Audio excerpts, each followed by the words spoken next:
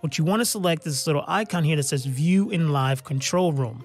So once you click that, you're going to be able to see here that now our live has been created. We're not live yet, but it has been created for us. It's going to have our title, our description, everything is ready to go. So once you've done that, we now need to come back into OBS Studio. So just connecting your YouTube channel to OBS Studio is not everything you need to do.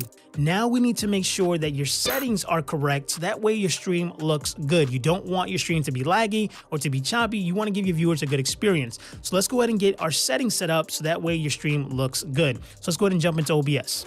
All right, so inside of OBS Studio, you're going to come to where it says Settings. We're then going to go ahead and first we're going to double check our video. So you on YouTube, you can go ahead and stream higher than 1080p quality.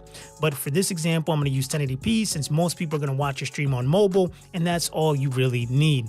So you want to make sure you have 1920 by 1080, 1920 by 1080, and then your FPS, you want to have it at 60. This is what I recommend, but again, it's all going to be based on your computer and your internet speed. So if you do need to go ahead and lower this, you can go ahead and drop this to 30 to be able to make sure your quality looks good. So once you have that in place, we're going to come to where it says Output. And these are going to be the settings that are going to be super important to make sure that your stream looks good. So you can come up top to Output Mode and select Advanced. And then here for your encoder, you're going to have several options based on what you're utilizing. So typically you can use X264, or you can go ahead and use your graphic card if you are on a Windows. And if you are on a Mac, you're going to want to use your hardware encoder. So then we're going to come down here where it says Rate Control CBR. This is going to be the most important aspect of streaming.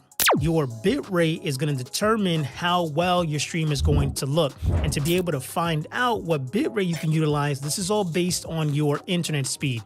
So I'm going to show you now how to go ahead and check your internet speed so you know what kind of bit rate you can put so that way your stream looks good. So let's go ahead and jump back into the computer.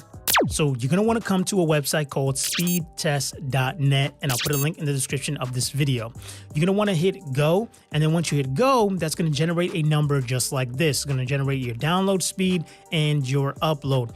The number that we care about is going to be your upload speed. This is what we're going to utilize to determine our bit rate.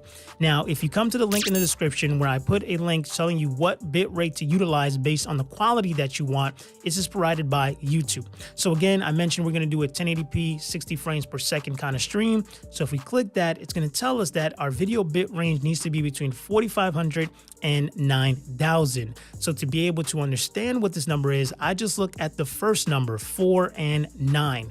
So what you want to do is you want to at least have a 20 upload if you're going to go 9000, and if you're going to go 4500, you want to have at least a 10 upload. So that's going to be this number here. So I have 500, right? And I only need 20 to be able to go ahead and do 1080p 60 frames per second at the highest number that YouTube recommends.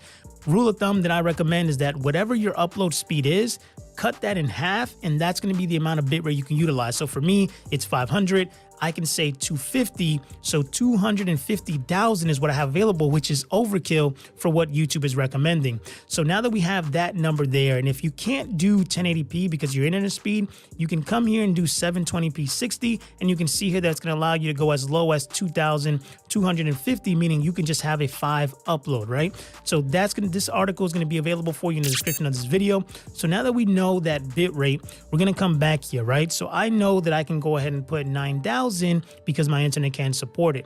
So once you have that bit rate, you input that there. Your keyframe interval, you're going to put it at 2 seconds, and your profile, you're going to put it at high.